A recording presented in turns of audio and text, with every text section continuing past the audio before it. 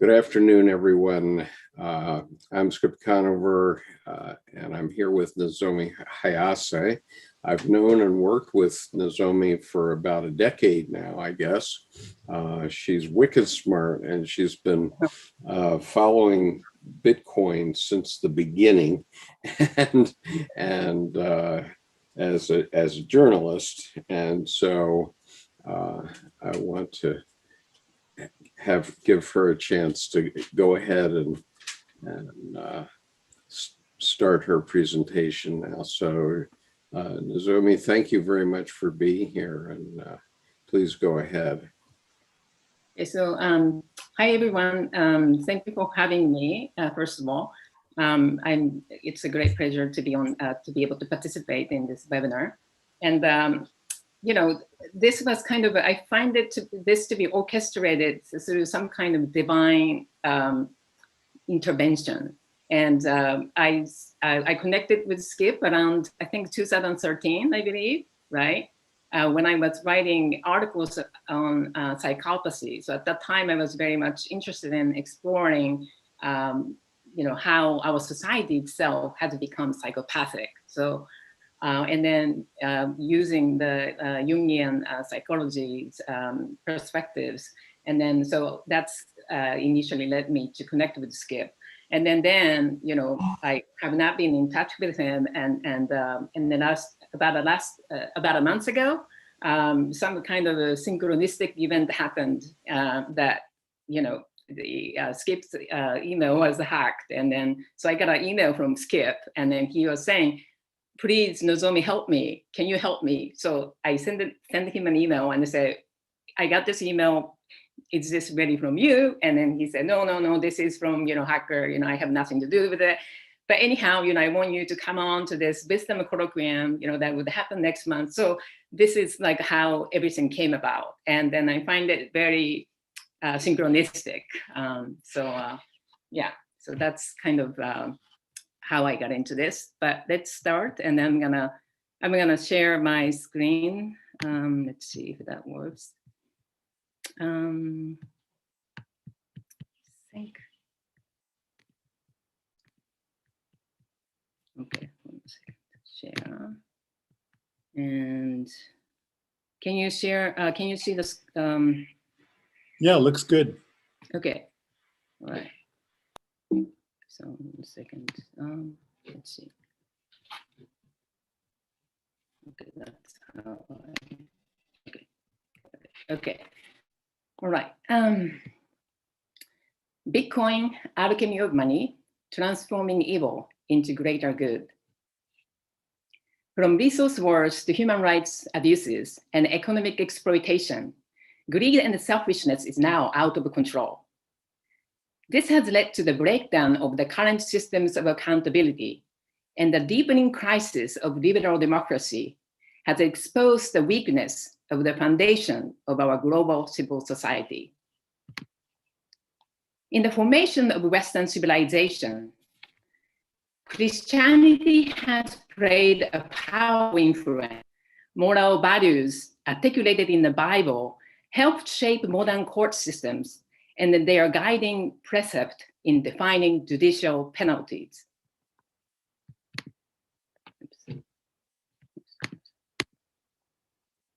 Swiss psychologist Carl Jung saw inadequacies in the European religious framework of morality. He criticized the ways in which Christianity has promoted an image of God endowed with absolute goodness. The portrayal of a one-sided view of the divine, acting exclusively as a force for good, is basic to the Judeo-Christian dualistic morality. It sees a part of human nature as evil, in contrast to other parts regarded as good, tearing apart the interconnectedness of life. Jung recognized the negative implications of this radical separation between the good and the evil. Deriving inspiration from the ancient philosophy aimed at metaphorically and literally turning lead to gold, Jung created a therapeutic practice aiming to restore the totality of psyche. He described alchemy as endeavors to fill in the gaps left open by the Christian tension of opposite. Now, over a half a century after the death of the giant, whose contribution to psychology were far ahead of his time, our world has become far more complex. Globalization has brought people together for common goals, but it also has created friction among nations. Opposing ideologies and cultural values increase conflict. Bitcoin, a breakthrough of computer science, now rekindles alchemical imagination. Bitcoin came into existence in the aftermath of the global financial crisis in 2008. The first block in the blockchain contained the message, "The Times, January 2009, Chancellor on brink of second bailout for banks."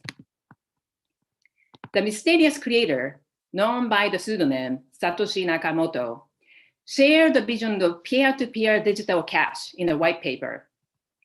In the following year, January 3rd, 2009, an open source protocol became operational as a decentralized digital currency. Bitcoin is a cryptocurrency, or crypto in short form. It is a digital currency that can be used to buy goods and services, uses an online ledger with strong cryptography to secure online transactions. Bitcoin allows people to store values securely and transact freely without having anyone in the middle. It has the feature of censorship resistance and permissionlessness use. Bitcoin is money without government. It is not controlled by anyone and any group of people. This stateless money is now even considered to be the best candidate for the world reserve currency. The significance of the invention of this technology goes beyond finance. Bitcoin, software with a magical property, is like a philosopher's stone.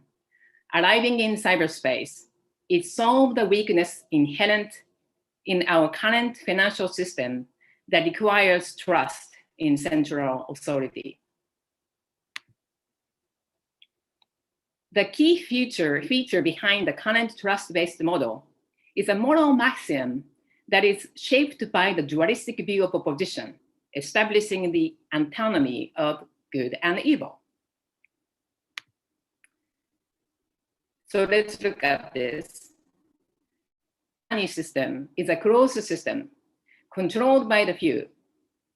Through levers of control, it maintains its integrity by carefully vetting participants for access and excluding bad actors who are engaged in behaviors that are considered negative. So going back to Jung, what he has to say about dualistic morality once again. Jung recognized the pitfall of moral duality that could lead to the problem of evil. He noted how our denial and condemnation of part of ourselves become a shadow, the psychic forces that grow in the unconscious mind, and over time, it gains its own autonomy and it becomes extremely destructive. Jung said, everyone carries a shadow, and the less it is embodied in the individual's conscious life, the blacker and denser it is. When society judges and denies aspects of ourselves that are deemed unfavorable, they do not disappear. They are simply pushed out of our sight and kept hidden. Once having escaped from our consciousness, these forces become unchecked and can gain the upper hand. Efforts through law enforcement to punish selfish actors can just make them more cunning, deceitful, and hostile. Events such as the HSBC, money laundering, and their involvement in the arms trade, along with the giant banking industry's currency rigging, have shown the use of traditional legal and regulatory tools to be completely ineffective. In the end, or perhaps even from the beginning, the fiat system was taken over and was corrupted by power-hungry individuals. Most people think money is issued by elected officials, declared to be legal tender by the government, but the creation of money has been taken over by private corporations like the Federal Reserve. Now, central banks set rules for the entire global economy that can be changed at will, anytime, and in whatever way they wish. With their monopolized printing press, elite economists, anointed by political leaders, create money out of thin air. This system, operating in secret without public accountability, acts as a moral authority, dictating what is right and proper behavior. It creates hypocrisy and a double standard. Under the banner of fighting against terrorism, banking and payment systems working on behalf of the US government impose sanctions on countries that challenge their petrodollar hegemony. They suppress free speech via economic censorship, as was seen in the case of the financial blockade against organizations like WikiLeaks. On the pretext of stopping money laundering or protecting public safety, they shut down and freeze account of anyone who is suspected of conducting wrong or dangerous activities, acting themselves as arbiters of those terms. As a patronage network of a private bank increasingly create chaos and destruction in the world, Bitcoin now provides a creative approach for us to tackle the problem of evil. Bitcoin's co-invention is a proof-of-work consensus algorithm. It has begun to accelerate the demise of the fiat monetary system. Satoshi Nakamoto, using strong cryptography, has created an unbreakable container that can unite the principles of good and evil. What facilitates Bitcoin's alchemical transformation is the mining, a process that is involved in the creation of Bitcoin and clearing of transactions. So what is mining? In an open network where rules are applied to everyone equally, computers around the world called the miners. It's basically a person with a computer that runs the mining program on it, engage in a broadcast mass competition. Rules of the games are fixed and made clear at the onset. They include the total quantity of Bitcoin that can ever be created, mass caps the monetary base at 21 million Bitcoin, a predictable issuance rate, and automatic adjustment of mining difficulty of the mining. Solving math programs requires miners to spend energy, electricity in the form of computational power. Every 10 minutes, problems are solved, and whoever solved the problem first wins a fixed number of Bitcoins. In order to earn Bitcoin, everyone has to follow the rule of the game and do the work, use the precious resources that are necessary to solve the problems. Bitcoin is regulated by mathematics and the force of nature. Mining difficulty is adjusted according to demand with a tight feedback loop every 2 weeks, keeping the mining always profitable. It also uses the law of thermodynamics, principles concerning heat, temperature, and their relation to energy. The dynamic market created through this global math contest provides security for the entire system. The creation of digital gold requires special substances. Satoshi created the magic formula by mixing game theory, the study of mathematical models of strategic interaction among decision makers, and economic incentive structure, careful balance of risk and reward. Jung emphasized how the psychic processes of alchemy requires us to confront our own shadow and make a healthy relationship with it. The creator of Bitcoin faced and integrated the side of humanity with the knowledge of evolutionary psychology, a biologically informed approach to study human behavior. The essential idea was articulated by evolutionary biologist Richard Dawkins. Dawkins, the author of the influential book, The Selfish Gene, renewed Charles Darwin's theory of evolution by putting genes rather than individuals at the center. With the term, the selfish gene, he explained how a gene that didn't look after its own interest would not survive, and posited selfishness as a foundation of developing altruism. This theory offered an explanation of the paradox of human nature. Human can be selfish and nasty, yet at the same time, we have a capacity for empathy and can act kindly toward others.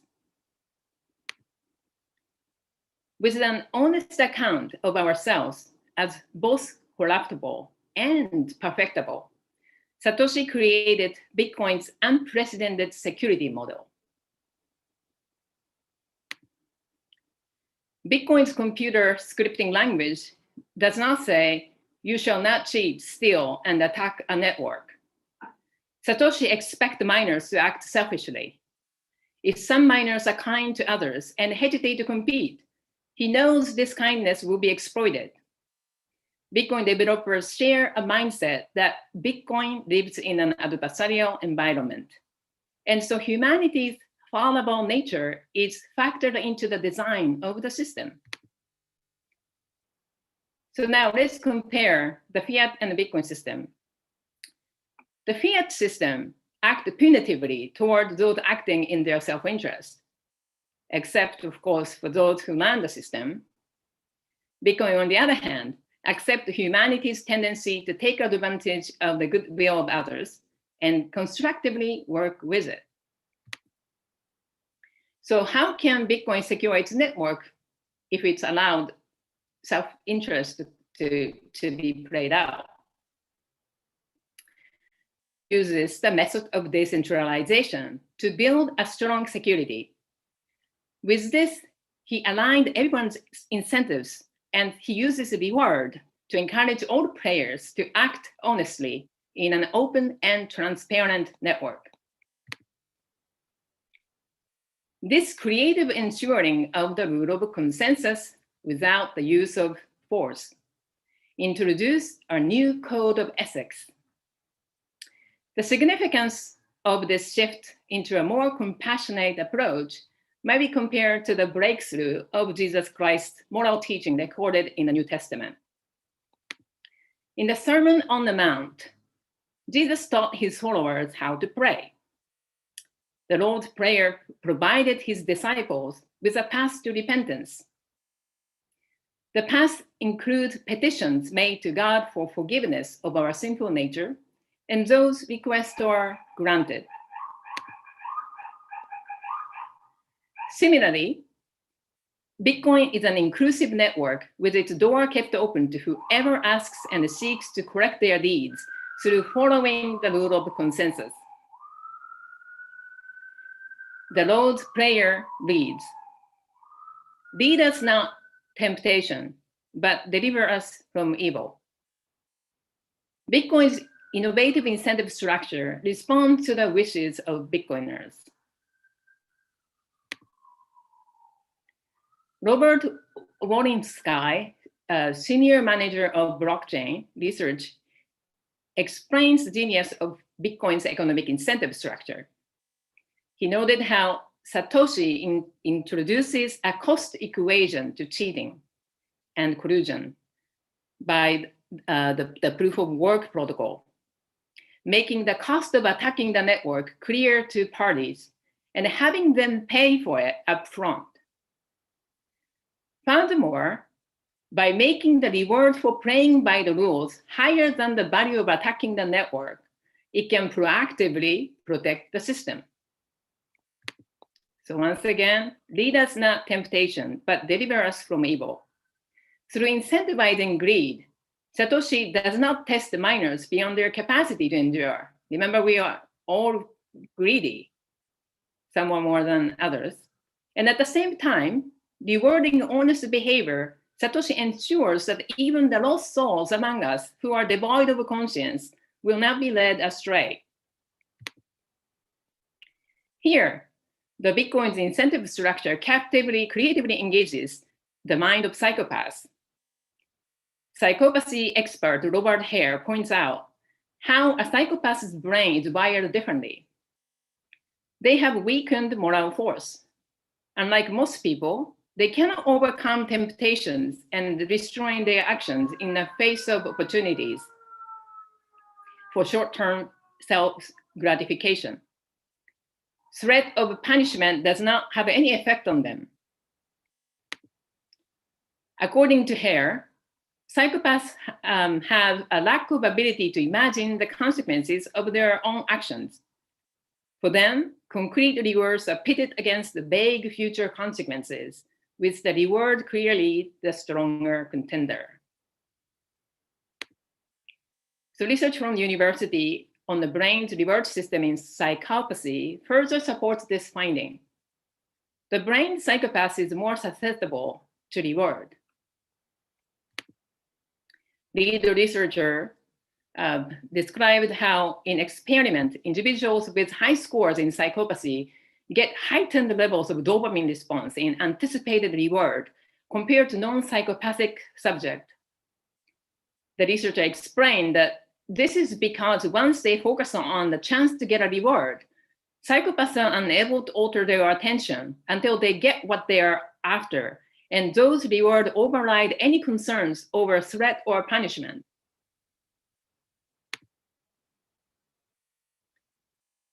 The New Testament was said to have brought a covenant of grace.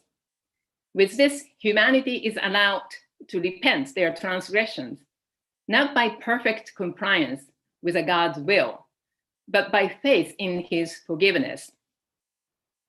In this process, no priest, prophet, even Jesus himself can insert their authority and intervene in one's relationship to the divine. Satoshi, with the invention of the consensus algorithm, established a new contract in which individuals can now directly connect to the source. Through simply trusting math, now each of us can claim virtues within ourselves and align our actions with truth and honesty.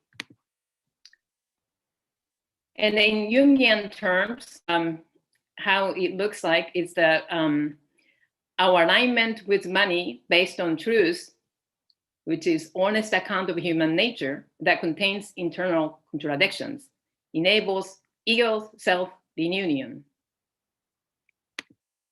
This is Satoshi's grace. Bitcoin now helps us rescue ourselves from the separation within ourselves, from falling under the sway of the autocratic central bank's regime. So what does Bitcoin teach us? Encoded in the protocol is a new light that is created through its union with darkness.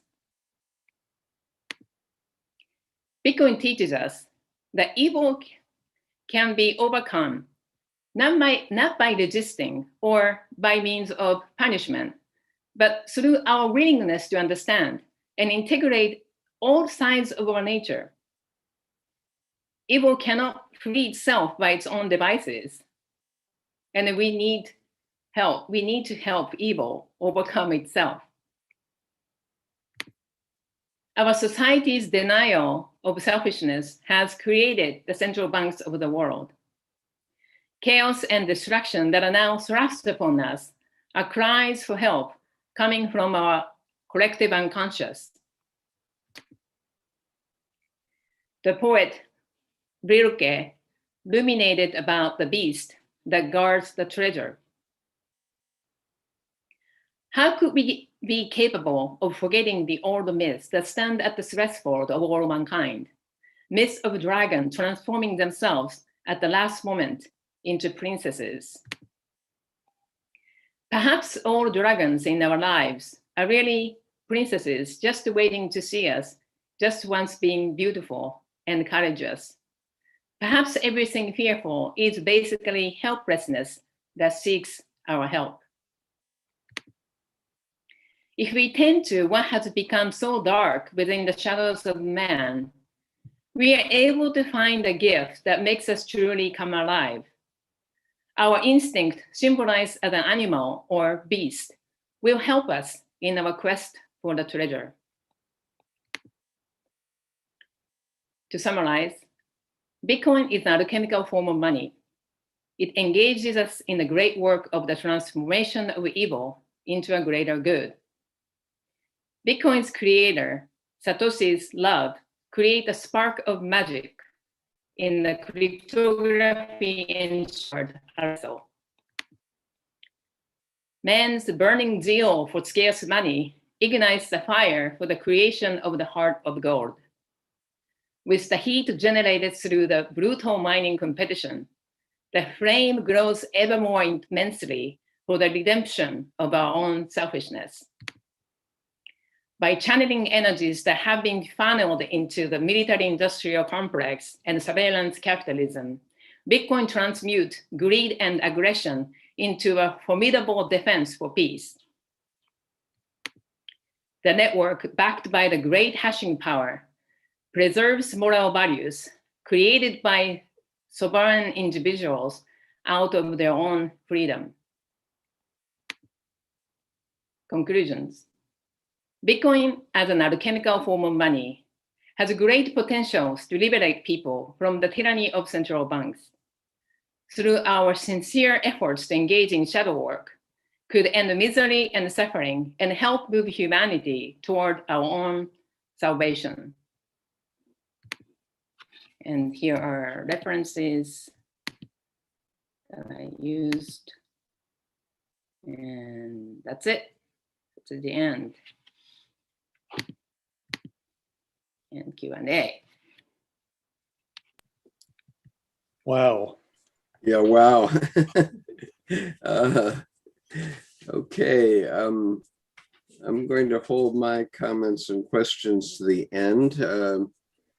Nozomi, could you give us back our screen so that we can, we have a bunch of questions, hands, Yes, please put your hand up if you want to ask a question. And Debbie has the first question. Hold on a second, yeah. Oh, yeah, okay.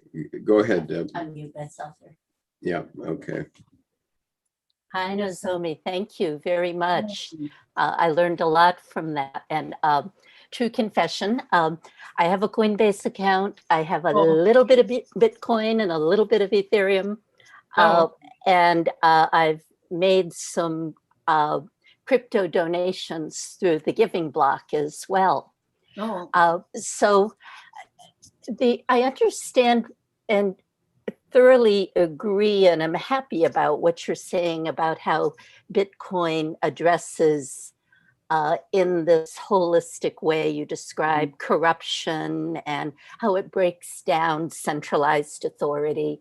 And that's all wonderful. What I'm wrestling with is two things, and I know you're the woman to answer these. One is my personal experience was that I could go on Coinbase and I could buy Bitcoin without knowing anything about what you said. And just like I don't understand how the Federal Reserve Bank works behind my government issued currency, neither when I bought my Bitcoin did I have any idea what's going on with mining. And so I didn't get any of that alchemical benefit when I bought my Bitcoin. Of course. So, and when I gave it, it was treated like any other donation, and I got a nice tax acknowledgement letter and all. But at the individual experiential level, especially as this takes off as it's sure to, and more average people like me are buying crypto, we're not going to know how it works any more than we know how our refrigerators work. Right. And so there's kind of, given that, and what will be billions of people using it without understanding what you just described, how is it truly transformational at the human experience level? And then the second thing I worry about, not because of where I work now in healthcare philanthropy, but just from prior environmental work, is that there's a growing concern in environmental circles about the energy waste and use of Bitcoin and other crypto, but predominantly Bitcoin. And so I know that, for example, Bitcoin is said to have the energy usage of the country of the Netherlands. And there's been a lot in the news lately, and I'd be very interested how you as a journalist might have looked into this, about up on Lake Seneca, the Bitcoin plant up there, and how it's been hugely raising the temperature of Lake Seneca and affecting some of the wildlife in the lake. So those are kind of concerns. And of course, it just demonstrates again, the shadow just moves. It's very malleable. It's not going to entirely go away. Okay. But do you have any comments on either of those two points? I know that somebody is going to ask about the Bitcoin's potential, harmful environmental impact. So I have some information to respond to that. But first question, first of all, thank you for asking these thoughtful questions, bringing those questions. It's very helpful. Okay, so for instance, Jung came up with the theory of individuation process, right? Which I find it to be very helpful for me personally. And his work on alchemy and many of the theories that he put forward, that they are useful and helpful. And I believe that everyone, one or the other, is engaged in this process of individuation, whether one is aware or not. So for instance, the Jungian, or people who study Jungian psychology, we can understand the individuation process, and we can talk about it among ourselves, saying, okay, I'm now confronting my own shadow, or I'm, on the hero or heroine's journey, and this is the process, right? But some people who don't know anything about Jung, right? But they could be engaging the process as well, right? So I don't think that it's important or it's necessary for people to understand how Bitcoin works, or how Bitcoin engaged in this alchemical transformational process. We are, whether we know or not, we are all part of it, I think. Does it make sense? It makes sense at one level, right. But as you say, it is an individual process. Mm-hmm. And it's all about bringing things into consciousness.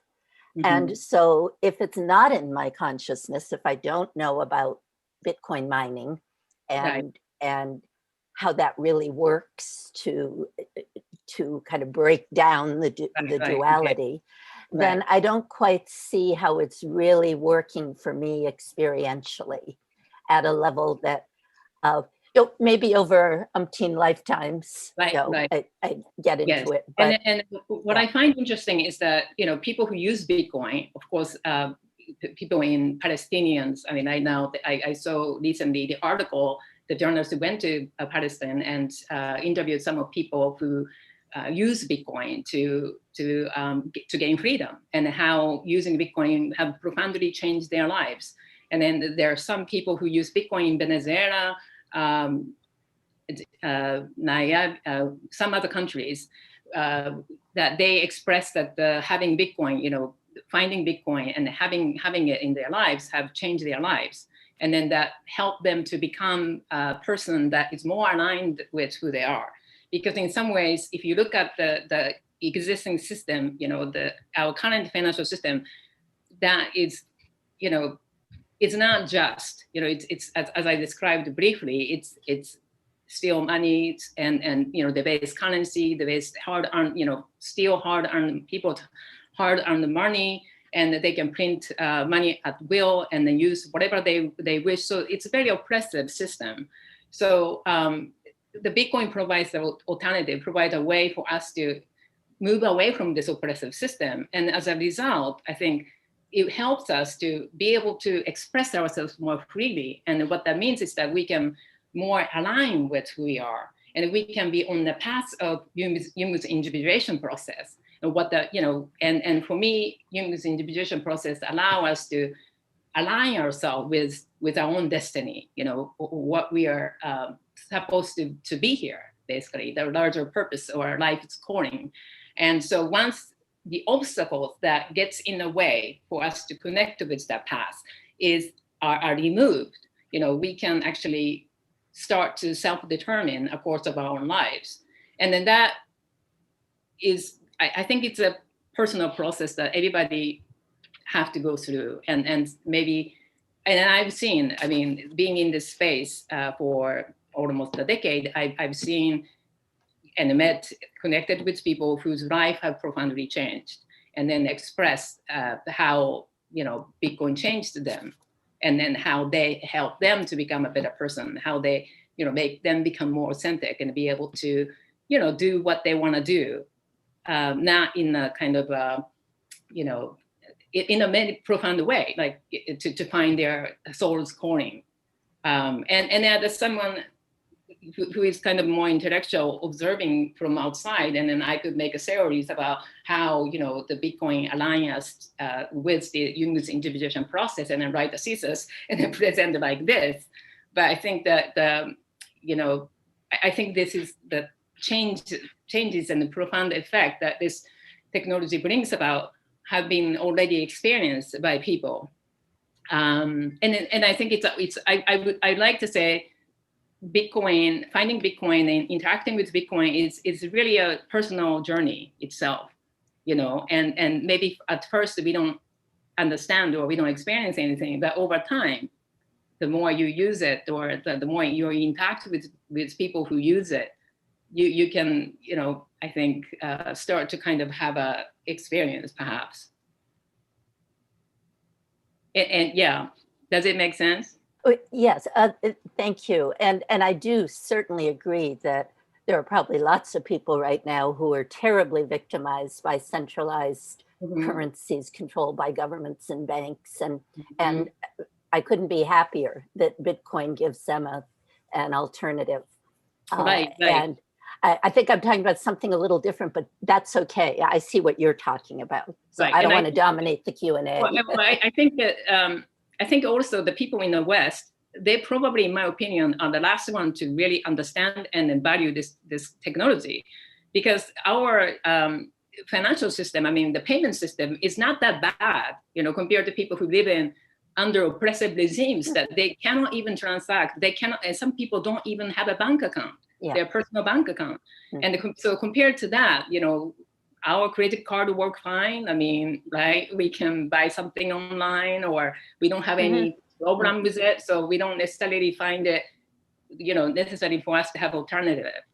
So, and also from Jung's individuation process, from the point of view of Jung's individuation process, I think people in the West, or people in industrial, living in under industrial nations, I think we are far more privileged than people, who are in a more, oppressive environment, and that we can, I think in some ways we have more freedom, and we can more freedom to pursue for our life's calling, because we are not struggling every day to live.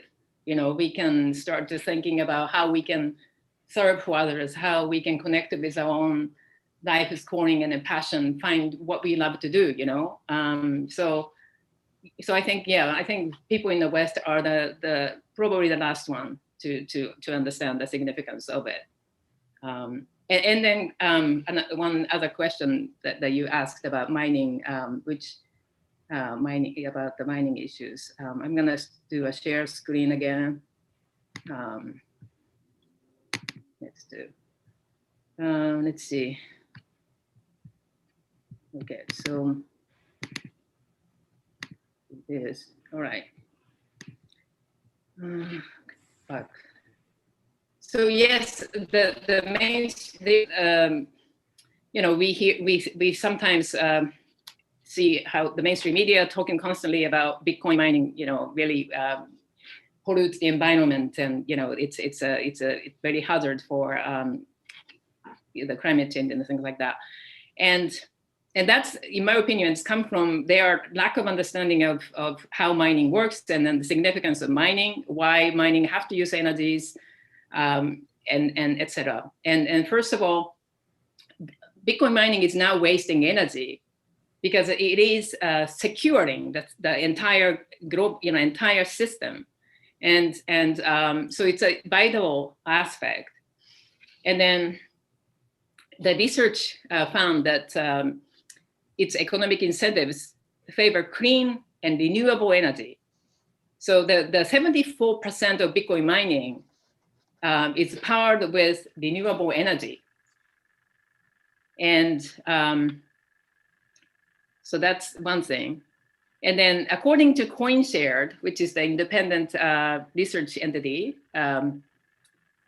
they conducted the research, and then according to them, the latest biannual mining report, according to their mining report, the vast majority of Bitcoin mining power comes from renewable energy resources.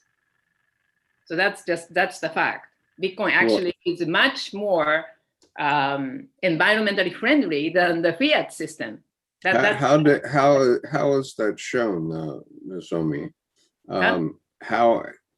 How is it shown that it uses more renewable energy than not? Because energy comes from whatever your power source is in your community, for the most part. And so if somebody's doing Bitcoin mining, like in my community, they're going to be using either nuclear power or coal power, but I have no idea which one is giving me the energy to do this session right now, for example. Right, I don't know. I don't know how they did that, but then there are ways, I think, that they can, you know, research, and that this was done. The research has been done, and that shows that, you know, they were able to come up with the conclusion that over the 70%, roughly over 70%, is generated by renewable energy. And then I'm not very much expert in this, but there are many people in this space who are expert in this, and then they research, you know, that's like their forte, their expertise. And I can give you information relating to these people, and then they can more authoritatively explain how Bitcoin mining energy consumption works. But as I understand, so the number one fact is that it's a misconception, I think, to think that Bitcoin mining is done with, you know, I mean, spend a lot of energies and then that are harmful to the environment. That's, I think, misconception. Well, I think it's fair enough to suggest. I think it's fair enough to suggest that you know, the electricity will come from renewable energy. All of our electricity is going to come from renewable energy at some point.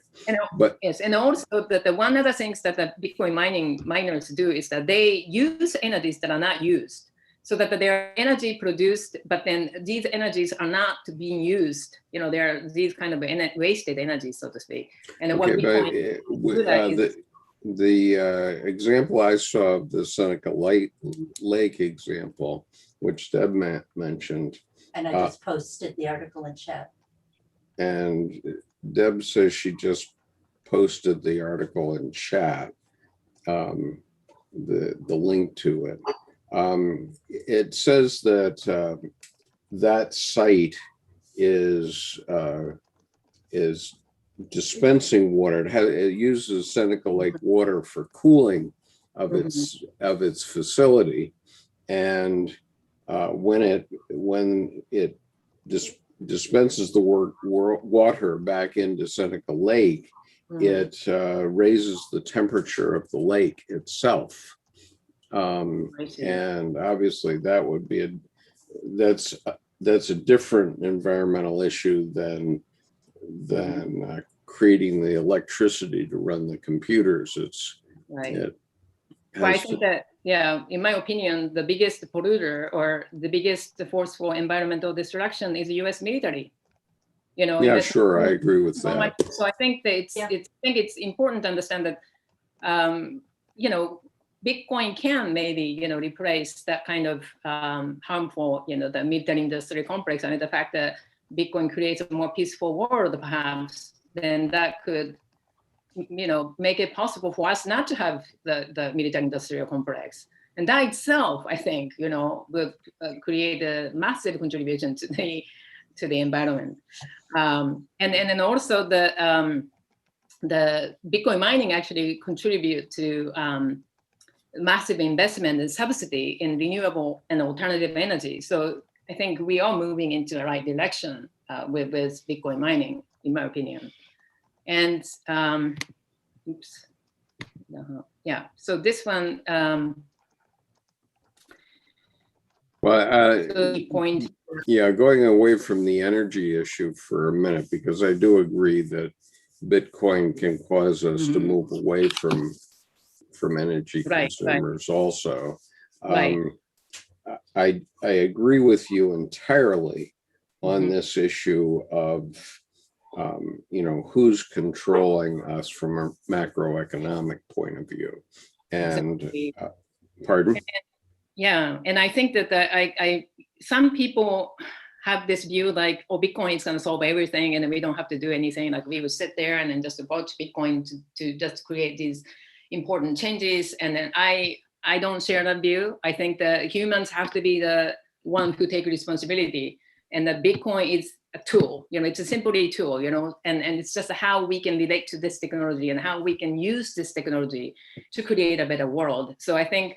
You know, we now have very powerful tools, but we also need people who are committed to creating peace, who are committed to, you know, creating, you know, the more the peaceful environment and justice and equality and all things. So we have to have, you know, technology is one thing, but we have to also strengthen our moral force. To really bring about changes that we want to see in the world. And I think Bitcoin help humanity to actually engage ourselves with you know, creating the world we wish to see in a way that that is unprecedented. And so that's how I see the revolutionary potential of this technology.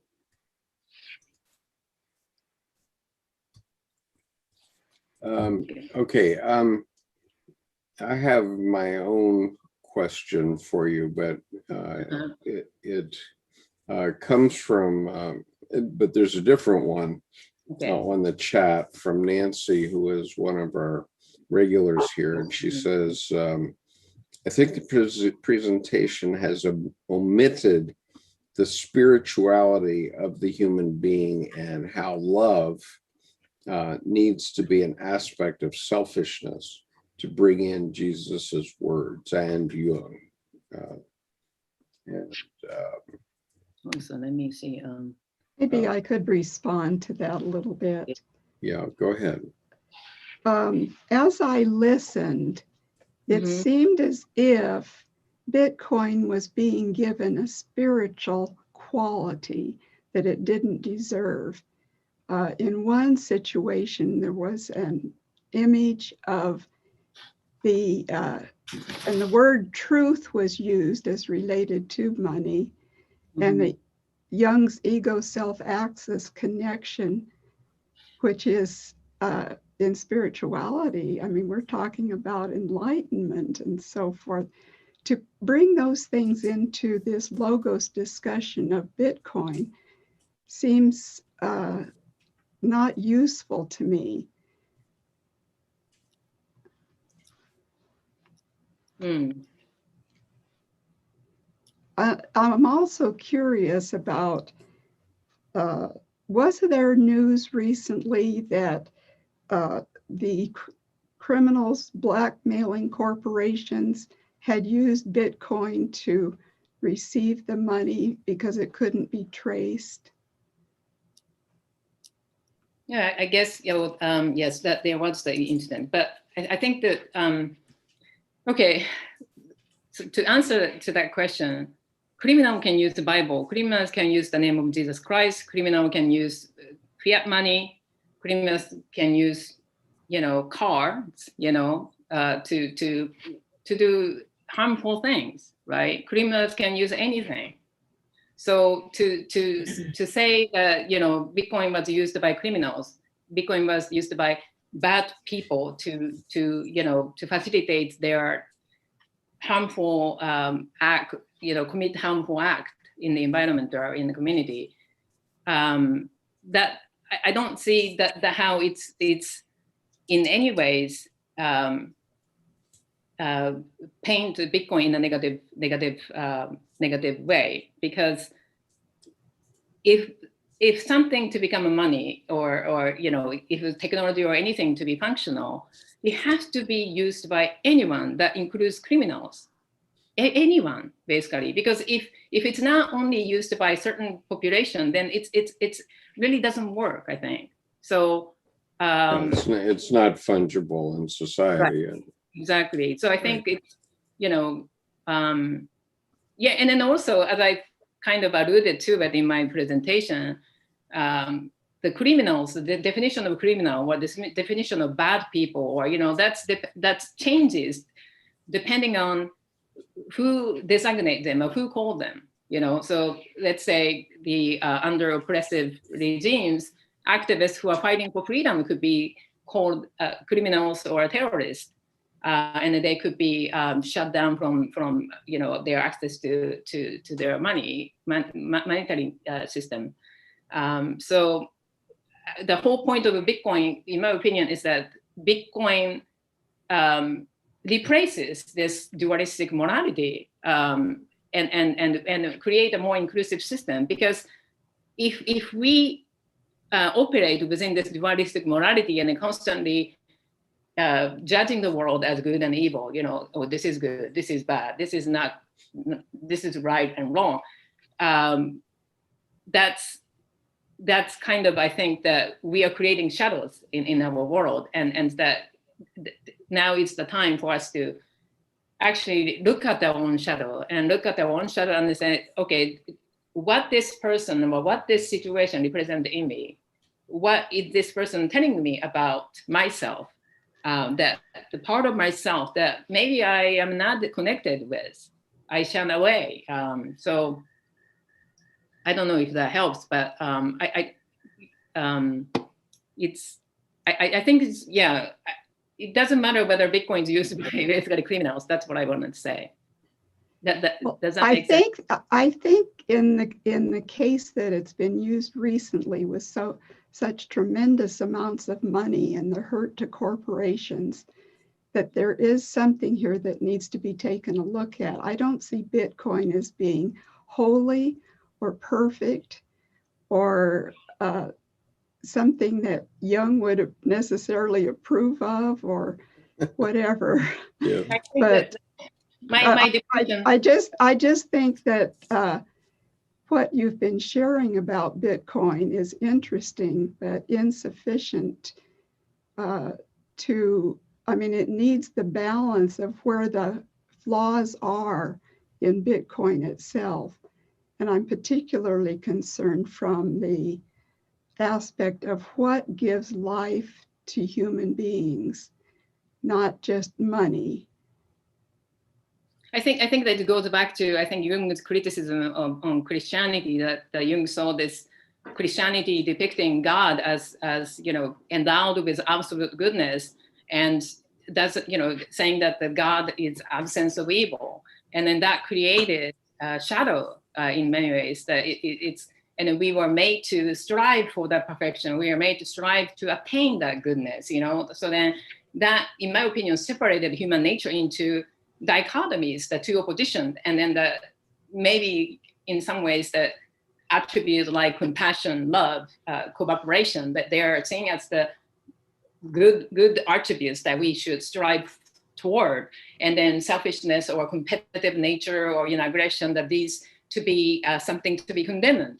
But the fact is, we all have all aspect that we have instinct. When we are a child, the child, the baby is like animal, that he or she cannot help themselves. I mean, that's just how they are. Like, when they are hungry, they cry, and then, they would do anything to get food or things like that. But, and then over time that we learn to civilize ourselves, we learn to act in accordance with the society's expectation, and then be harmony with other people, right? So that's a process of civilization. But I think that when we engage in the process of civilization, we have, I think, in many ways, Western civilization has taken the approach of suppressing our instincts, suppressing what Freud called Ido, basically, Ido and the instinctual primordial attribute, part of ourselves, just simply suppressing them, so then we can become civilized person. But now we know what has happened. I mean, then we have just created the culture of secrecy, and the instinct that has not been acknowledged in our civilization has grown into a beast, the beast, the savages inside the Western civilization. And that now that savages are expanded into the world through military-industrial complex, killing a bunch of innocent brown people, and destroying environment. So I think that for me, the Jung's idea of confronting with one's own shadow meant that we would honestly look at what has become dark within ourselves. And have a constructive, conscious relationship with it, so then we can actually account for ourselves. If we deny and suppress, then we cannot really take responsibility of ourselves. And the Bitcoin is a transparent, open, transparent network, allow us to account for our own lower nature, selfishness, whatever people call. And so I find it to be really unprecedented in this, because we tend to, I think, fall into this good and evil things that, okay, we need to be empathic, we need to be loving to other people, and then doing that, and then suppress the part of ourselves saying, no, you cannot do this, you cannot do this, if you do this, you're going to become a bad person. And then by doing this, what we do is that we just simply project out these aspects of ourselves that are disowned with ourselves onto other people, whether that is politician like Donald Trump or Hillary Clinton. We just say, oh, these people are bad because this person is selfish or this person is aggressive or whatever. But I think it's we need to redefine what it means to be holy, and holy means that it just embraces all aspects of life. Yes, it does, and at the same time, there is I don't know what the word is, I can't grab it right now, but a mandate, let's say, a mandate within our existing environment, not environment isn't a good word either, but there is a mandate for life, to choose life. And in doing that, one has to be able to discriminate and discern the spirits. Skip, what is that verse that you quote from 1 John about discerning the spirits? Well, you have to examine the spirit, whether they be of God or not. It's first letter of John. Yeah, yes, I understand. But don't you think that that process of discernment requires the individual process? I mean, requires individual freedom to do so. I mean, Yeah. if somebody is, I mean, I think that each person has to develop its own moral capacity, and then that you cannot be handed down. The morality cannot be handed down to someone.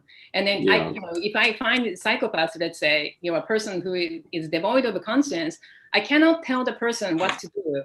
And if the person does good things just because they try to escape from punishment, does that person really embodying goodness? No, the person is just doing it because they want not to be punished. So then in this kind of a authoritarian approach, or this approach that uses the central levers of control to impose morality, how can individuals develop morality, right? That's my question. And I think that it's in many ways what Satoshi did was, we have savage-like nature. I mean, just look at our own history. I mean, the Native Americans were killed, they were genocided. And then when they met white settlers, early settlers, European settlers in this land, many of the spirituality that they embodies, it's not different from Christian spirituality that Europeans were adhered to. But the white people back then could not fail to see what they had, so that ended up with basically massive genocide and destruction of their culture, and et cetera, et cetera. But I think that it's, for me, it's what Satoshi did was, okay, we all have savages-like nature. And instead of punishing this beast-like nature within ourselves, just nurture it, guide it, just to help this beast learn how to be civil. And that's, for me, at the core, Bitcoin technology does, the economic incentive does. And it's a very compassionate approach, saying to the lowest, very primitive part of ourselves, to learn to be social, learn to act in harmony with other people. And this process cannot be forced. This has to come out of freedom. Yeah. So let me interject for a moment here, because I think I might be able to help you in one sense, and that is that any money supply that we have in the world, we don't look to it for a spiritual aspect for that thing. It is a thing. Money is a thing, and so we don't look to money any more than we look to a paintbrush to itself produce either good or evil. Obviously, good or evil could be created by both, as there are plenty of examples of how art has been used for evil. So I just wonder if that's where we're missing the point here. But I do think there's an issue, and that relates to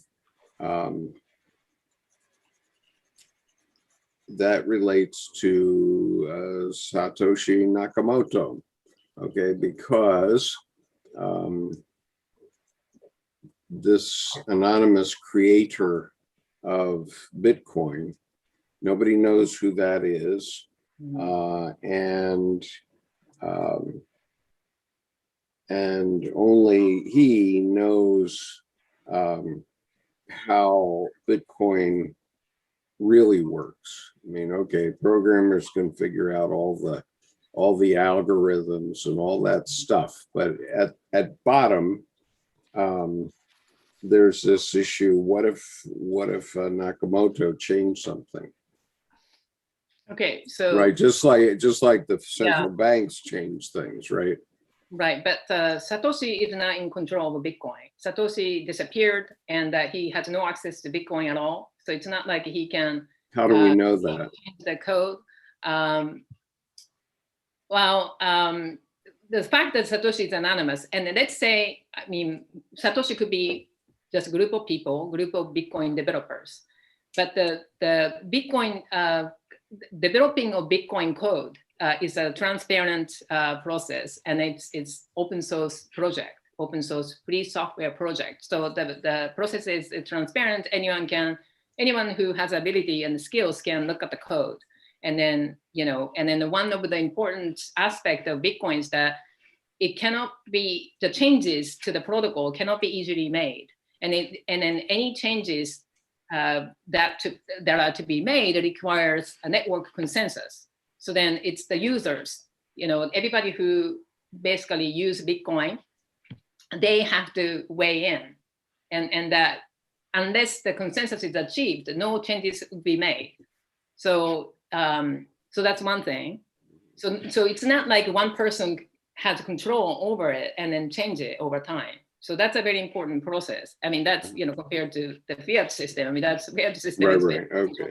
Yeah, because we do have that huge problem in the fiat system, and I do want to address that and then when it's my turn. But yeah. So okay. So Nancy, did Nancy leave? She left. Okay, I guess Nancy had to go. She said she was going to have to go. Now, I know that Tim also said he might have to go. So I want to give Tim a chance, since he's my partner on the wisdom path, to comment here a little bit on this. And then we do have a couple of questions on YouTube and so on. So Tim, go ahead. Well, Nozomi, thank you so much for doing this. I don't think I'm going to have to go, but we are kind of coming up on 90 minutes here, so I want to value your time. I'm an artist. I'm a visual thinker, and it's really hard for me to get my brain around this pretty cognitive idea. So I keep thinking about metaphors, and it seems to me that we're talking about two different kinds of moral structures. And one is just the structure of the system itself, kind of like the. Tell me if I'm imagining this correctly. That, like the internet has a structure that is dispersed around the world, and so it's very, very hard for anybody to take control of it because all of its support is in each individual computer around the world, and so the structure itself is more robust than, say, a central bank. Yes. Because it's decentralized. Exactly. And then the other moral system is what happens with the money. And as Nancy was pointing out, the criminals can use it for their purposes, just like other people can use it for good purposes. Right. I really get that. I didn't understand this before about Bitcoin, that the incentive for greed is worked into the system. I think that's a brilliant idea. Yes. And what it leaves me wondering is, how does that kind of trickle down to the individual? So, I'm really, really intrigued with this idea, but I don't know what it has to do with my life. Maybe you can provide us an example of how using Bitcoin could incentivize some kind of good behavior that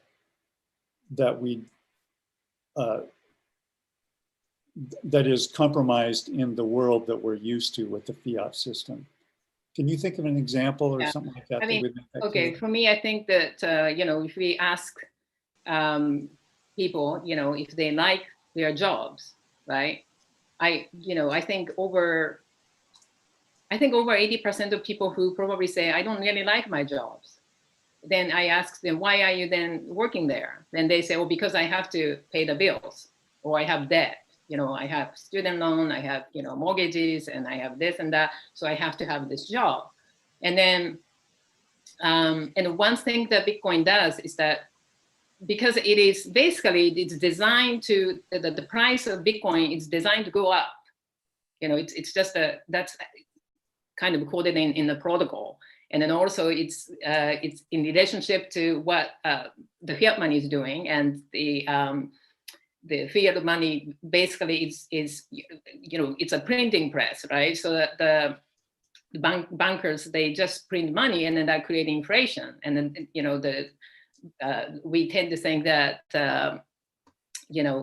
we don't recognize that this effect of inflation, but the fact that more money is created, then of course it is creating inflation, and losing it make us lose our the monetary value.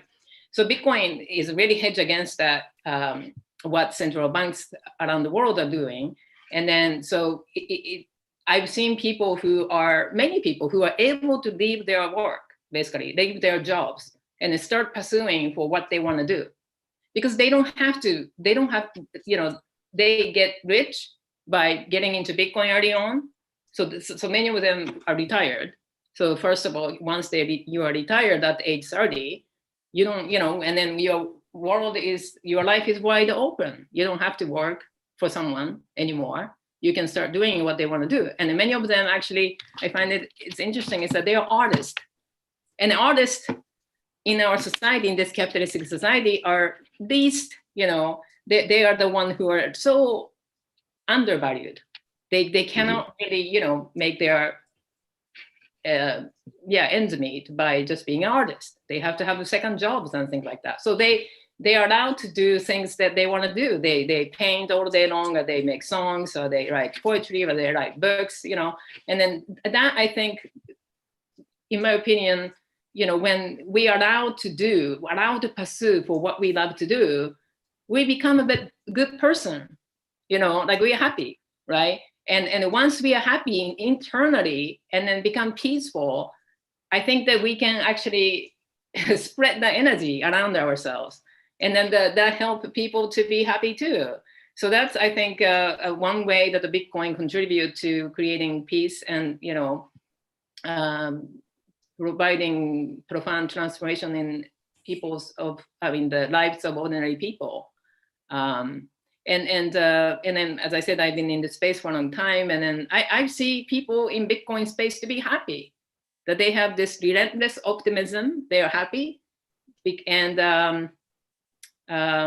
that's a good thing, so I think I think that the key is for me is that our task is. One thing that Bitcoin taught me is that before I found Bitcoin, I was an activist. I was a very dedicated activist. I wanted to bring social change, and I worked for social justice, and all of those things, and wanted to focus on trying to change the world. Trying to bring peace and happiness and all that stuff. And then I realized that I myself was not happy. I myself was not at peace with myself. So I projected that internal lack onto the external world, and then wanted to, change, control things outside of me. But then when I found the Bitcoin, and I started to align myself with who I am, and when I find what gives me joy and love every day, and start to pursue for it, then I become happy and I become at peace. Then, I don't have the desire to change things, or I can allow other people to be who they are. World, accept the world to be as it is, and so that's a complete shift, I think. So Nozomi, you said you need to leave by 1:30 hour. Is that right? 12:30. Yes. Yeah. Okay. So what I want to suggest, this is a huge question and problem for us in the United States.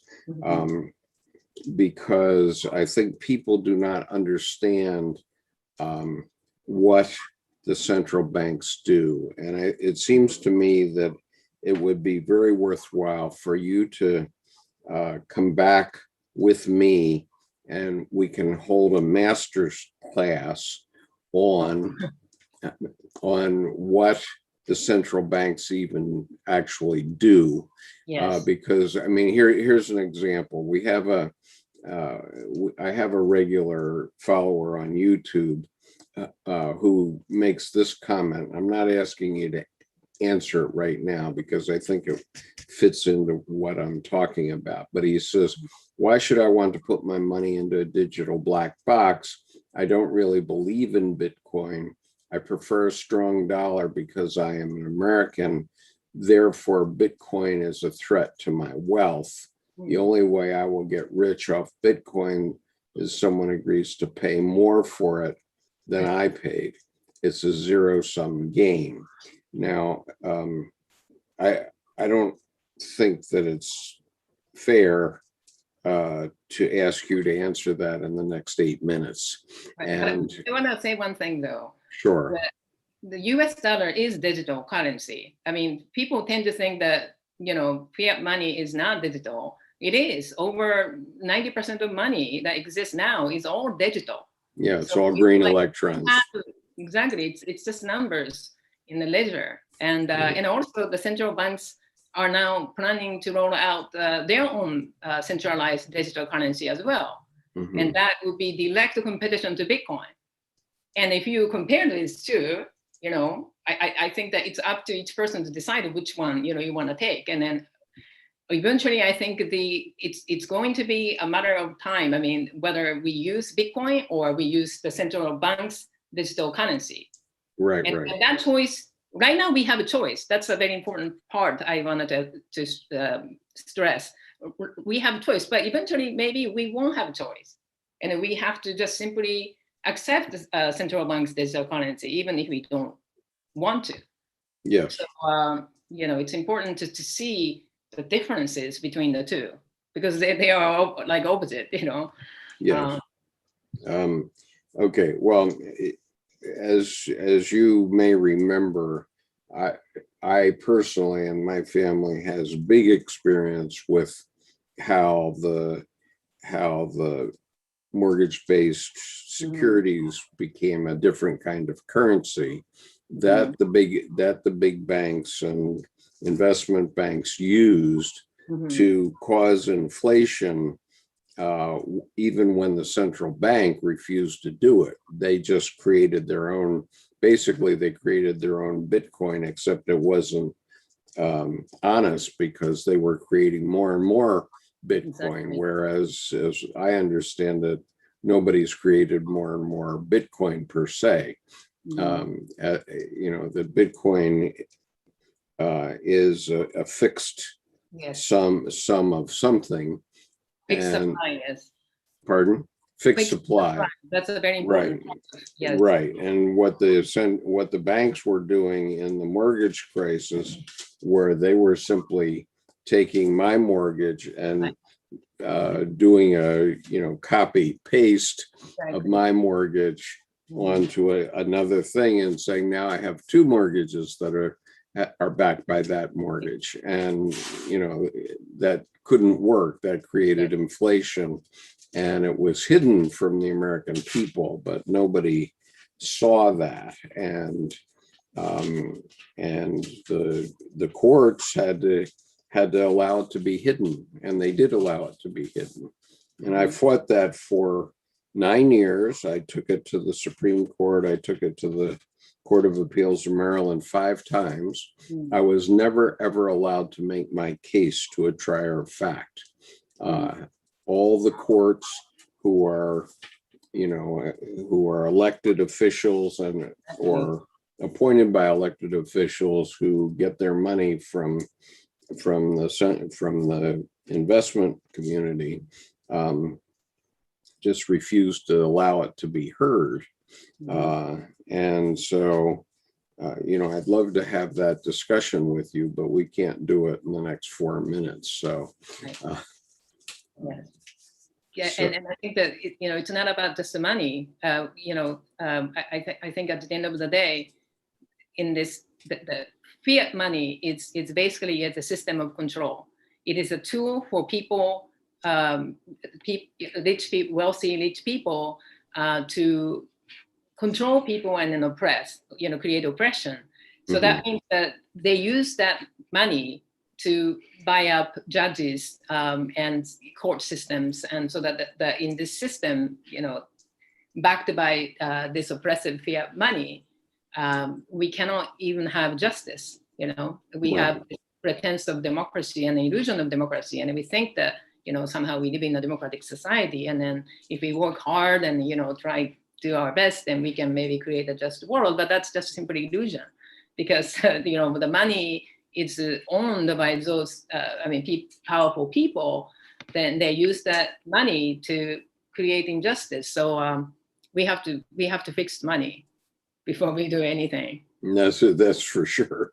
Yeah. Okay, so do you think that's okay that we could get together again and have that conversation?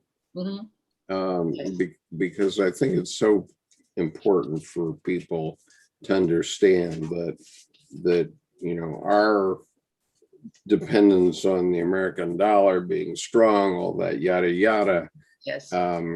That's really dependent on people that we don't know, we don't elect, and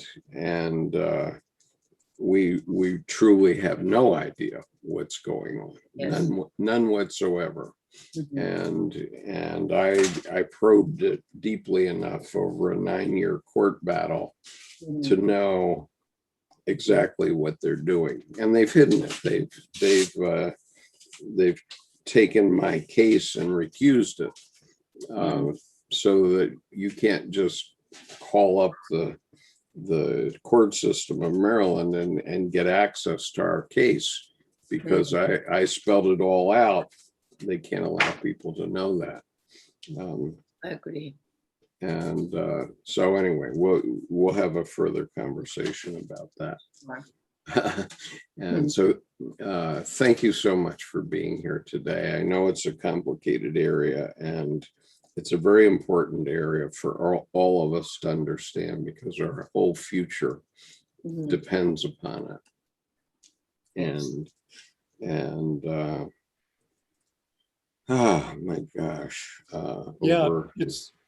It's a very complex thing to try to put our heads around, and I really appreciate your willingness to struggle with us here, because I think all of us need to understand this better, and I would really welcome you coming back if that's possible for you. Thank you. Thank you for coming. Okay.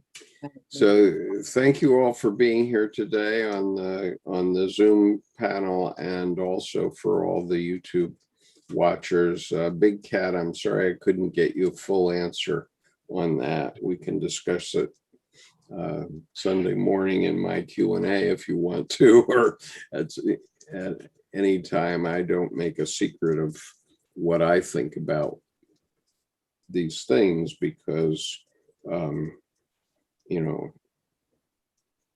I was a victim, the same as the whole American people were a victim in 2008, and I've researched it enough so I know how I was victimized. And so, anyway, Nozomi, thank you so much for being here, and I'm going to discontinue for now, and you and I can have a conversation separately about when you could come back again. So thank you so much for being here. Bye-bye.